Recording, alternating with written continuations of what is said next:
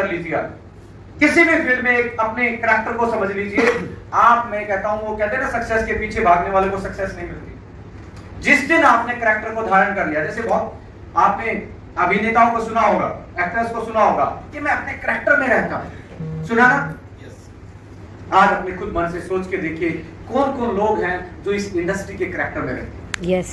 और जिसने इसके करैक्टर में रहे हैं, मैंने so many example not only in okay life के, मैं बहुत सारे लीडर जो डिफरेंट प्लेटफॉर्म पे बहुत अच्छा परफॉर्मेंस कर रहे हैं उनसे मिलता हूं, बात करता हूं, उनके एक्सपीरियंस एक दूसरे के साथ शेयर करता हूं। ऐसा नहीं है कि मैं ओके लाइफ केयर के साथ जुड़ के मैं किसी से बात नहीं करता। तो मैंने एक चीज जो सक्सेसफुल नेटवर्कर है उनमें और एक जो कंपनियां करते हैं उनमें एक चीज का डिफरेंस लगा है कि जो अचीवर हैं वो उनका जो बिलीफ सिस्टम है या वो जो करैक्टर है इस इंडस्ट्री का वो उन्होंने धारण किया, उनका एक ऑरा है। वो हमेशा इंडस्ट्री के बारे में बात करते हैं, वो हमेशा कंपनियां ज्वाइन की हैं वो हमेशा करते हैं इसमें ये दिक्कत है, इसका तो वो दिक्कत है, इसका ये दिक्कत है। क्या मुझे बताएं एक कोई भी कंपनी का एक ऐसा एग्जांपल दीजिए, कोई वर्ल्ड की कोई भी कंपनी ठीक सी जिसमें फेलियर नहीं है और जिसमें अचीवर नहीं है। राइट। अचीवर का मतलब सोनम जी का यदि चेक आज पे आउट आज 25 लाख के लगभग है, बाजवा जी का यदि पे आउट आज 10 से 12 लाख के आसपास है, उनके लिए भी प्रोडक्ट सेम थे, उनके लिए भी प्लान सेम था, उनके लिए भी डीके साठ जी सेम थे, उनके लिए भी कंपनी की पॉलिसी सेम थी और आपके लिए भी same. Yes. What is the main difference? The difference आप इस ऑरा को, इस करैक्टर को धारण करते हैं या नहीं है। तो जिस दिन आपने धारण कर लिया उस दिन उदाहरण बन जाओगे मेरे दोस्त। Great sir, great. राइट। आज जो हम डिस्कस करने वाले हैं ये आपको टेक्निकल बातों के साथ आपकी विचारधारा को और ज्यादा बल देगा। Super, we are ready. Reason क्या है? जब आपकी वोकैबुलरी, जब आपकी डिक्शनरी में कोई टेक्निकल चीजें नहीं है ना तो आपके सामने कोई फिरकी लेके चला जाता है। पीके मूवी किस किस ने देखा है? सभी ने देखा ना। उसमें क्या एक फेवरेट सा डायलॉग है, कोनू फिरकी। तो आप जब इस इंडस्ट्री में आते हैं तो सामने वाला अपोनेंट कहीं ना कहीं फिरकी लेता रहता है। कभी बिजनेस वॉल्यूम पे बात करेगा, कभी 2 लाख को बाइनरी पे बात करेगा, कभी बोलेगा आपका पॉइंट वैल्यू ये हो जाएगा। मतलब इसके जो नेटवर्क मार्केटिंग के जो पंडित हैं यानी कि जो थिंकिंग टैंक है वो कहीं ना कहीं विजनरी किसी ना किसी कंपनी के बारे में ऐसा फिरकी लेते रहते। तो जब तक आपको टेक्निकल नॉलेज नहीं होगा तब तक कोई ना कोई आपको ऐसे ही गुमराह। आज हम उन सारी चीजों को डिस्कस करेंगे कि ओके लाइफ केयर एक्चुअली में कैसे इसका जन्म हुआ, कहां पे इसने क्या स्ट्रेटजी प्लानिंग की और आने वाले जो अगले 3 से 4 साल है कंपनी क्या करने वाली है और इसमें आप कहां पे अपने आप को फिट कर सकते हैं। ग्रेट। प्रोस्पेक्टिंग पावर जो होती है, देखिए दुनिया में मेरे से कोई ये पूछे कि एक आदमी के पास सबसे ज्यादा कीमती चीज क्या होती है? किसी के लिए धन हो सकता है, किसी के लिए बड़ी गाड़ी हो सकती है, किसी के लिए घर हो सकता है, पर मैं हमेशा एक चीज में बिलीव करता हूं कि जिसकी अर्निंग एबिलिटी तगड़ी है, क्या है? अर्निंग एबिलिटी जिस आदमी ने डेवलप की है, क्योंकि एक दिन फिजिकल चीजें यानी कि जो आपका ज्ञान है, ज्ञान किस चीज का? कमाई करने का ज्ञान, कमाने का ज्ञान। बिजनेस में तो क्या होता है? अर्निंग एबिलिटी जिसने डेवलप की है वो किसी भी प्लेटफॉर्म पे सक्सेसफुल हो जाता है। इंपॉर्टेंट क्या है?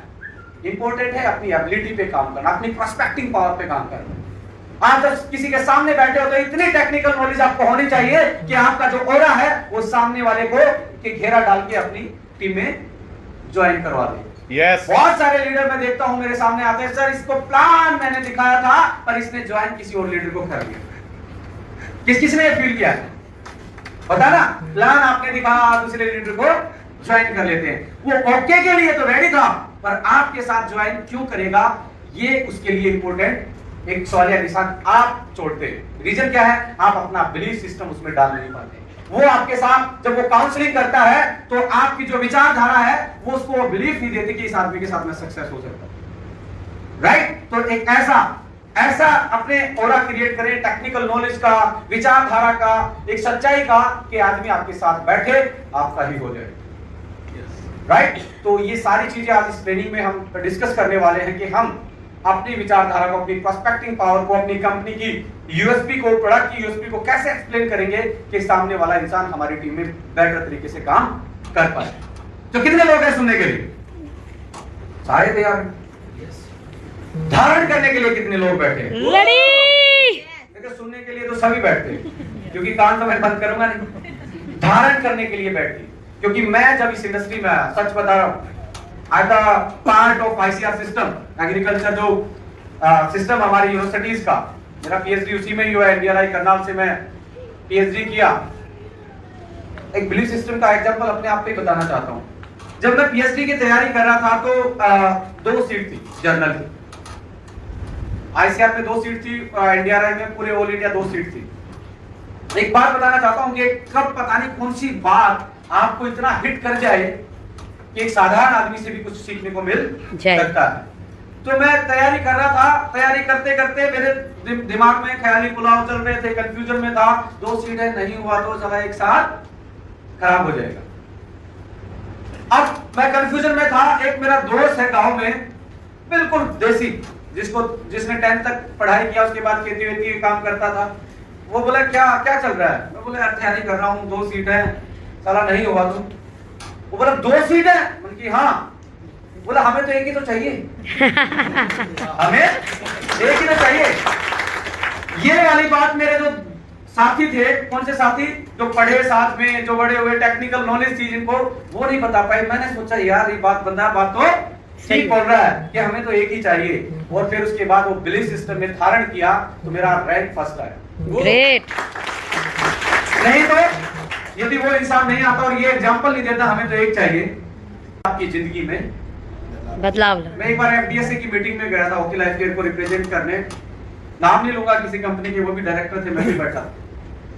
बोले विक्रांत भाई, डॉक्टर साहब, हम नेटवर्कर जात हैं, चला हमें कोई नहीं हरा सकता जब तक हम खुद नहीं हारना चाहते। मैं देसी सा आदमी था, वो नेटवर्कर से डायरेक्टर था, नाम मैं बता नहीं रहा किस कंपनी का था, पर उस दिन के बाद मुझे समझ में आया रियल में नेटवर्कर जो होते हैं वो एक अलग क्लास के आदमी होते हैं। वाह। जब तक वो हारना नहीं चाहते तो उन्हें कोई हरा नहीं सकता।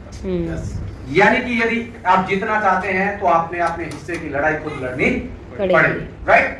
तो स्टार्ट करेंगे आज का सेशन। आज के बेसिकली आज जो मैं डिस्कस करने वाला हूं, untold story of Indian direct selling and OLC। Okay life care की स्टोरी 4 साल की क्या रही है और इस इंडियन डायरेक्ट सेलिंग के 25 साल कैसे बीते हैं, कैसे कैसे प्लानों में डेवलपमेंट आया, किस सोच के साथ प्लान आए। आज आपको कोई कंफ्यूजन कर देता, परफॉर्मेंस बोनस ये है, असाइनमेंट ये होती है, मल्टी लेग का एग्जामिनेशन होता है, ये सारी चीजें कहां से जन्म लिए, ये मैं एक कंक्रीट आप लोगों के लिए एक स्टडी लेके आया हूं। एक रिसर्चर का काम यही होता है कि पिछला रिव्यू ऑफ लिटरेचर पढ़ के उसको बताए कि एक्चुअली में इंडस्ट्री इस नक्शे कदमों पे चली, right? Last 4 year okay life care के क्या रहे और आने वाली ओके लाइफ केयर की जर्नी क्या रहेगी, right? Journey of Indian direct selling कैसे कैसे 25 साल, यानी कि लगभग 25 साल की ये इंडस्ट्री हो चुकी है। कितने साल की? 25 ईयर। 25 साल की। और इस 25 साल को मैंने, यानी कि जो अभी तक यहाँ तक जो इंडस्ट्री आगे पहुंची है, इसको मैंने 4 भागों में बांटा। पहला जो फेज था इस इंडस्ट्री का, मैंने पहले 7 साल का एक फेज रखा। ये मैंने मेरी अपनी कंक्लूजन, अपनी स्टडी इस इंडस्ट्री के बारे में, जो मैंने सीखा, जो मैंने समझा, जो महसूस कर रहा हूँ इस इंडस्ट्री के बारे में, जो डाटा मैंने स्टडी किए। पहला जो फेज था वो 0 से 7 साल का था, दूसरा फेज था जो 7 से 15 साल का था, और तीसरा फेज 15 से 22 साल का, और 22 साल से जो अभी 3 से 4 साल का फेज रहा है, मैं चौथा रिवॉल्यूशन।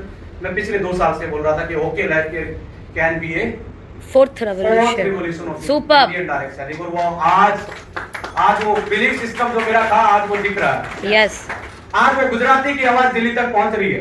यस। पहुंच रही है, नहीं पहुंच रही है? जी। तो मैं कहना चाहता हूँ, ये जिस दिन आपने एक बार समझ लिया ना, अगले 15 मिनट का ये टॉपिक है, भाई साहब जो फिर की लेता है ना, उसके आपके पास वो जवाब होगा टेक्निकली कि उसका मुंह बंद करवा के आप उसको एक कॉन्फिडेंस के साथ आंसर दे पाएंगे, राइट? ग्रेट।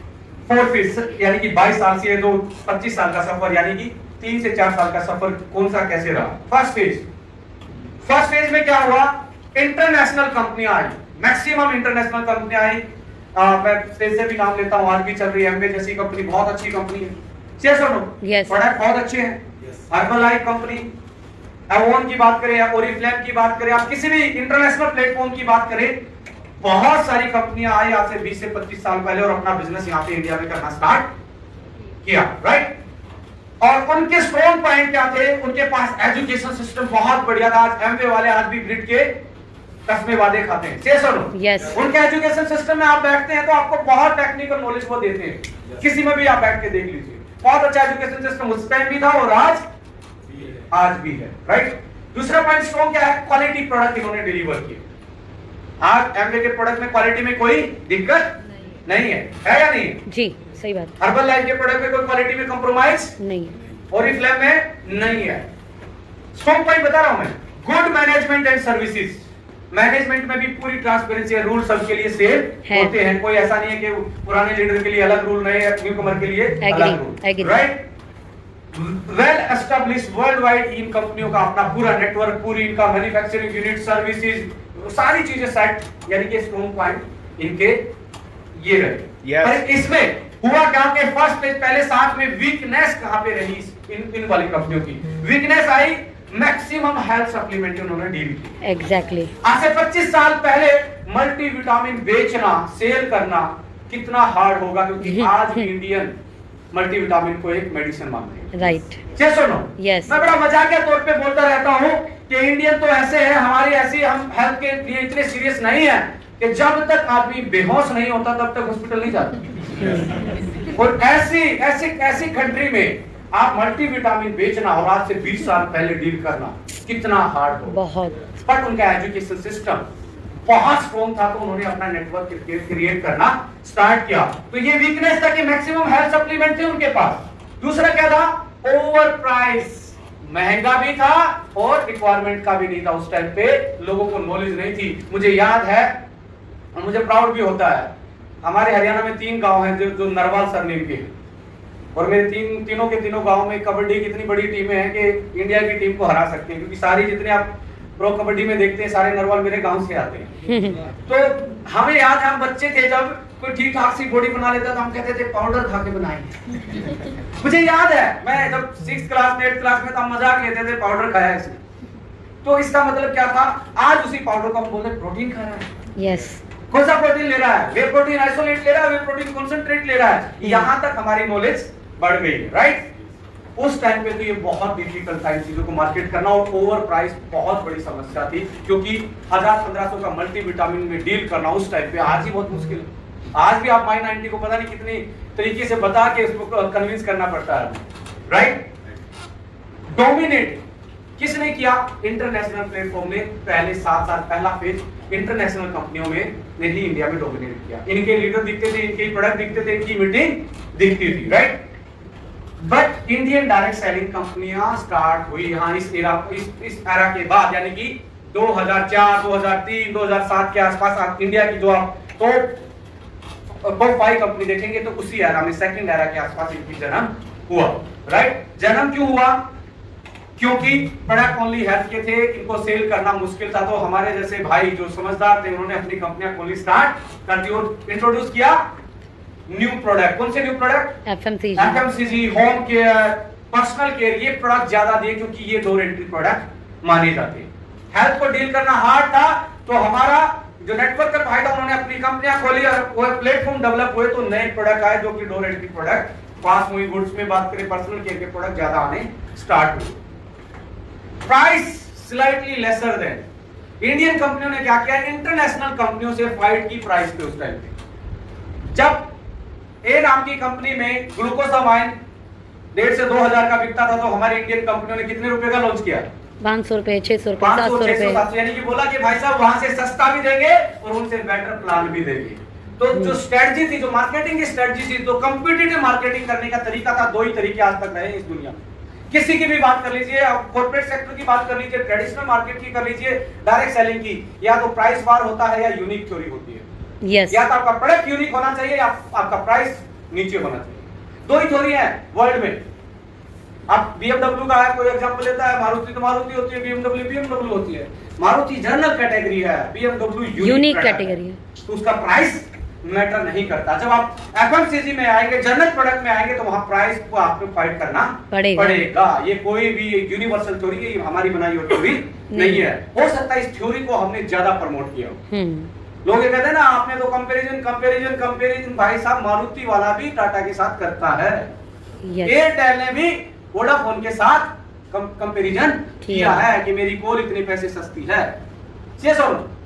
तो ये थ्योरी तो सारे संसार में चलती है, हर बिजनेस में चलती है। ऐसे ही हमारी इंडियन कंपनियों ने भी बाहर की कंपनियों के खिलाफ प्राइस कम करके एक प्राइस मार्केट में, यानी कि प्राइस वार छेड़ा आज से 10 से 12-15 साल पहले, सेकंड फेज में। वे promotion based on comparison of price and plan. Exactly. आज भी आप देखें, जो इंडियन कंपनी, जो इंडिया की सबसे बेहतरीन कंपनी मानी जाती है बाय टर्नओवर, उसने इंटरनेशनल कंपनियों का प्लान पे भी अटैक किया और प्रोडक्ट के प्राइस पे भी Exactly. अटैक किया। यही प्रमोशन का तरीका था। आज से 10 से 15 साल पहले जो प्लान दिखा करते उनकी वीडियो देख लीजिए, वो इंटरनेशनल प्लेटफॉर्म को कंपेयर करके दिखाते थे कि विदेशी लूट ले जाएंगे, स्वदेशी भावना जगा के, जैसे रामदेव जी ने जगाई, ऐसी भावना जगा के उन्होंने कंपैरिजन किया। बट वीकनेस क्या रहेगी इनकी? इन्होंने क्या किया? हेल्थ सप्लीमेंट डोमिनेटिंग रहा। एफएमसीजी के ज्यादा प्रोडक्ट नहीं दे पाए क्योंकि मैन्युफैक्चरिंग की जो फैसिलिटी थी इंडिया में उस टाइम पे बहुत कम थी, बहुत ज्यादा कम होती। आज भी अच्छी पैकिंग के लिए आपको चाइना भागना पड़ता है। आज भी आपको रॉ मटेरियल प्रिक्योर करने के लिए आपको फॉरेन की तरफ मुंह देखना पड़ता है। तो मैन्युफैक्चरिंग कैपेसिटी कम होने की वजह से और इस इंडस्ट्री का जो वर्क था वो कम होने की वजह से ओनली हेल्थ प्रोडक्ट ही इसमें डोमिनेट करते रहे, जिसके कारण इसका एक्सपेंशन था, जो मार्केट का बड़ा होना था, वो बहुत स्लो रहा। प्राइस रिमेन हायर, प्राइस ऊंचा ही रहा। किसके कंपैरिजन में? ट्रेडिशनल मार्केट के कंपैरिजन में इनका प्राइस कितना रहा? हायर रहा। हायर रहा।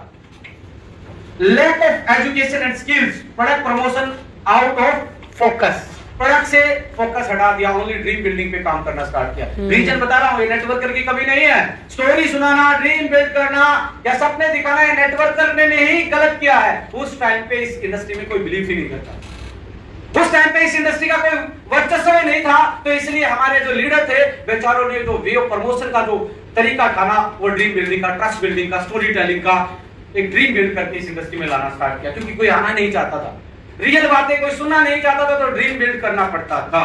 तो एजुकेशन सिस्टम किस चीज पे गया? Dream building, dream building. किसी ने कार बुक छाप के दिखाई, किसी ने बड़ी रैंक दे दिया, पे आउट की बातें नहीं हुई, ओनली ड्रीम बिल्डिंग की बात हुई। तो धीरे धीरे इंडस्ट्री आगे बढ़ रही थी। तो लैक ऑफ एजुकेशन की वजह से भी हमारी इंडस्ट्री का जो एक्सपेंशन होना था वो इतना बड़ा नहीं हो पा रहा। Focus on dream and opportunity selling instead of product. हमने क्या बोला? प्रोडक्ट कुछ भी हो सर, हाई बीवी दे दीजिए। एक टाइम ऐसा क्या था? प्रोडक्ट कुछ भी हो, मुझे हाई बिजनेस वॉल्यूम दे दीजिए, मैं तो सोने को, मिट्टी को भी सोना बना के बेच दूंगा। क्योंकि इतना कॉन्फिडेंस था हमारे डिस्ट्रीब्यूटर का, बिलीफ सिस्टम और उनका जो ड्रीम था इतना स्ट्रॉन्ग था, वो कुछ भी बेचने की कैपेबिलिटी रखते थे, राइट। बट इसमें क्या हुआ? सेकंड फेज में भी इंटरनेशनल कंपनियां ने ही डोमिनेट किया, बट इंडियन कंपनियां भी फ्लरिश होना स्टार्ट हो गई इस टाइम में। जैसे ही थर्ड फेज आता है, थर्ड फेज में हुआ क्या? इंडियन कंपनियों ने इंटरनेशनल कंपनियों को पछाड़ दिया, by turnover wise, by achievement wise, by number of product wise, services wise, Indian कंपनियों ने उनको टेक ओवर कर दिया। आज यदि किसी की बात की जाए तो सबसे ज्यादा टर्नओवर किस कंपनी का? इंडियन कंपनी का। तो इसमें हुआ क्या? डेली यूजर्स प्रोडक्ट ज्यादा रहे, एफएमसीजी सेक्शन बड़ा होता गया, अचीवर बढ़ते गए, इंफ्रास्ट्रक्चर बढ़ती गई। दिया कि इस थर्ड फेज में ये लोगों को पता लगा कि प्रोडक्ट बेस्ड जनरेशन प्लान ही स्टेबल होते हैं। Yes, yes or no? Yes. 2010 के आसपास तो ये लगता था कि बाइनरी करूं, इन्वेस्टमेंट करूं या एफडी आरडी करूं, आदमी को कंफ्यूजन में रहता था। राइट नाउ आज पिछले 5 साल से क्लियर हो गया कि प्रोडक्ट बेस्ड का ही भविष्य है। yes or no? तो थर्ड फेज में ये वीकनेस क्या रही? इस थर्ड फेज में, इस थर्ड फेज में, और यहीं से ओके लाइफ केयर की उत्पत्ति होती है, यहीं से जन्म होता है। yes. तो ये वीकनेस बता रहा ना, इसका सॉल्यूशन ला के ही ओके लाइफ केयर आज बड़ी बन पाई। ऐसा नहीं है कि मैंने प्रोडक्ट सस्ते दे दिए, ये कर दिया, वो कर दिया। इसके पीछे रीजन क्या है? जो वीकनेस थी थर्ड फेज में, over price still a problem. जब ओके लाइफ केयर स्टार्ट हुआ उस टाइम ओवर प्राइस एक प्रॉब्लम थी। yes or no? Yes. Focus more on motivation. उस टाइम मोटिवेशन पे ज्यादा था, प्लान की कैलकुलेशन पे कोई बात नहीं होती थी, राइट।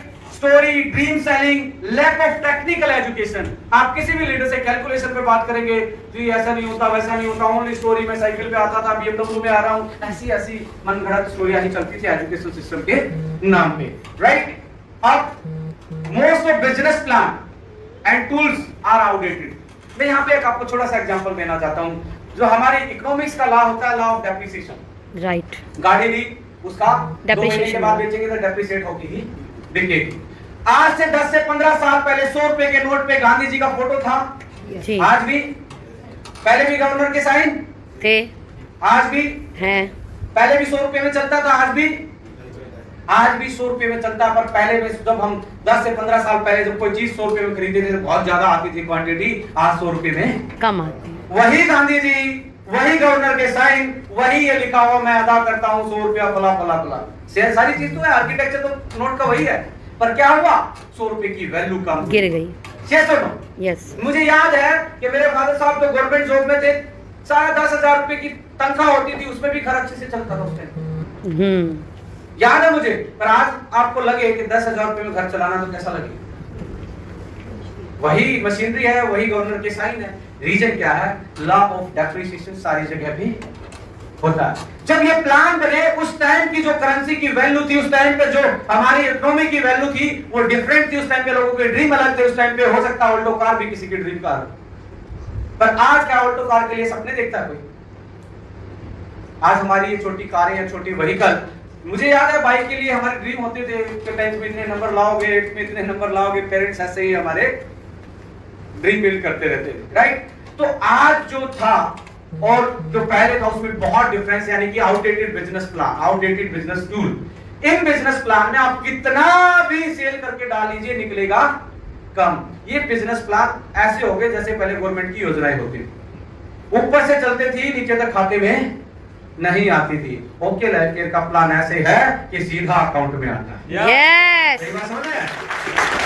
डेप्थ बिल्ड करके आप अपने बिजनेस को, अपनी पूरी टीम को साथ लेके चल सकते हो। ओके लाइफ केयर के प्लान में हमने इन चीजों का सॉल्यूशन दिया है, इसलिए आज ओके लाइफ केयर अपने बलबूते पे एक उभरती हुई इंडिया की बेहतरीन कंपनियों में जगह बनाने में जबरदस्त गाइड अप करते हैं स्ट्रेटजी को। इसमें हुआ क्या? इंटरनेशनल कंपनियां आई, इंटरनेशनल में अपना वर्चस्व जमाया, पर प्रोडक्ट हेल्थ के ज्यादा थे, हाई प्राइस थे, तो इंडियन कंपनी खुलना स्टार्ट हुई। इंडियन डायरेक्ट सेलिंग कंपनी में उन्होंने कंपैरिजन किया, हमारे प्रोडक्ट आपसे सस्ते हैं, आपके महंगे हैं, और हमारा जो प्लान है आपसे बेहतर प्लान है। बट हुआ क्या? ये ट्रेडिशनल मार्केट से हमेशा हायर रहे। तो एक वैक्यूम था कि ट्रेडिशनल मार्केट का जो प्राइस था और जो इंडियन डायरेक्ट सेलिंग का प्राइस था, इसके बीच में गैप, इसके बीच में गैप था। तो ओके लाइफ केयर जब आई तो उसने अपनी स्ट्रेटजी जो प्लान की मार्केटिंग की, ट्रेडिशनल मार्केट के प्राइस पे ओके लाइफ केयर ने अपनी मार्केटिंग स्टार्ट की। This is the main USP जहां पे आज आके आप बैठे हो, और यहां पे इंडिया की कोई भी कंपनी इस मार्केट में अटैक करने वाली आज नहीं है ओके लाइफ केयर। यस।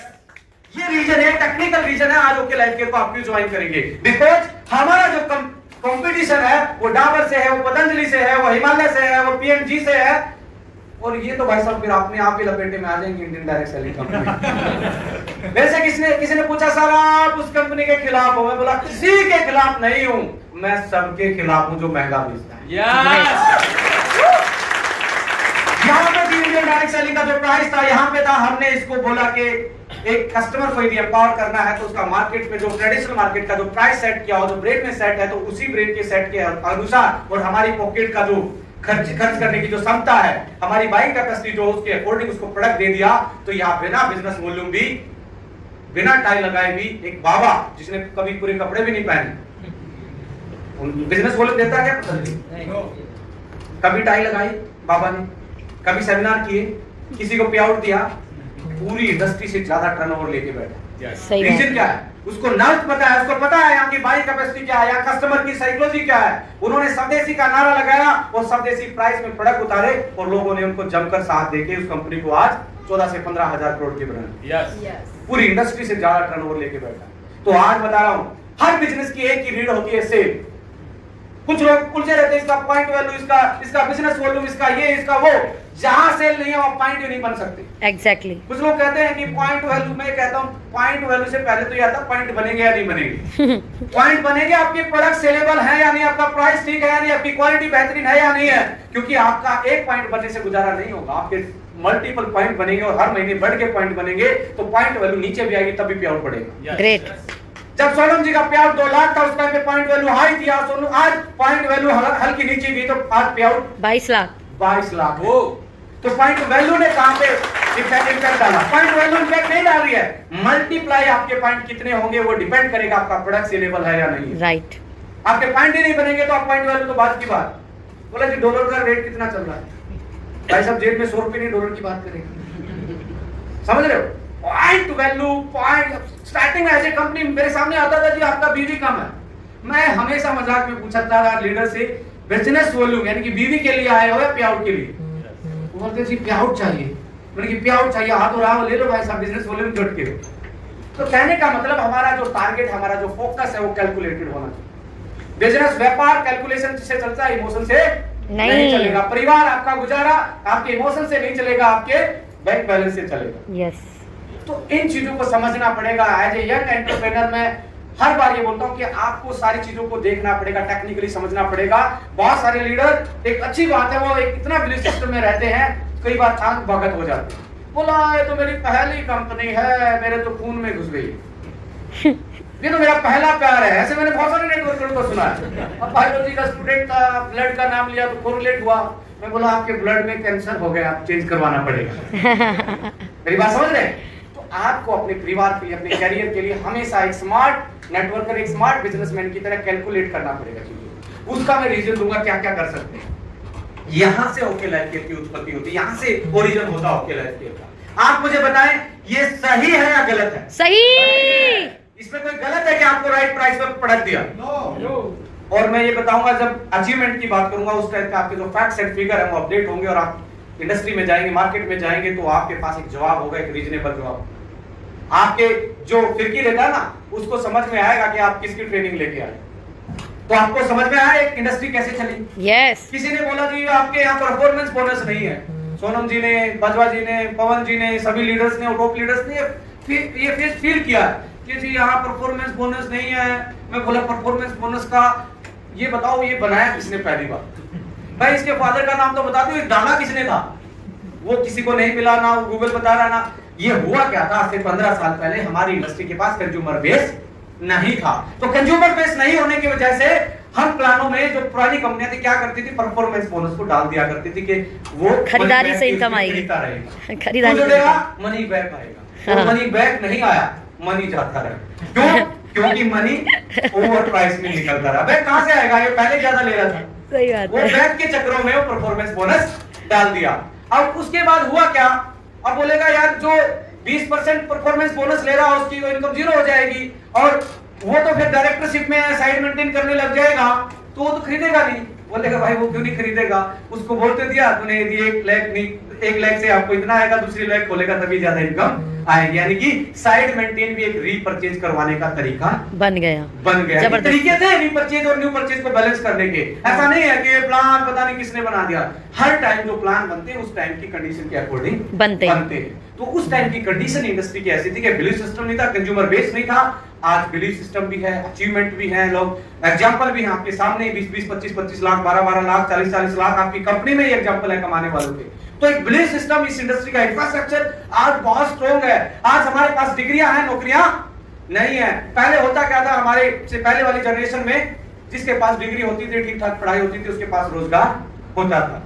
और आज क्या है, जो जिसके पास डिग्रियां है उसके पास नौकरियां नहीं है। तो आज स्मार्ट है सबको, क्योंकि गूगल का जमाना है, क्योंकि दुनिया किस पे चल रही है, ऐप्स पे या ऐप्स पे ऐप पे चल रही है, ऐप पे, क्योंकि आज हर कोई ऐप्स निकालने को बिना किसके आते नहीं है, ऐप पे चल रहे हैं हम। यानी कि टेक्नोलॉजिकली साउंड है हम। तो हमें आज कहने का मतलब एक ही है कि हमें सोचना पड़ेगा कि एक्चुअली में आपके लिए कौन सा बेहतर प्लेटफॉर्म है।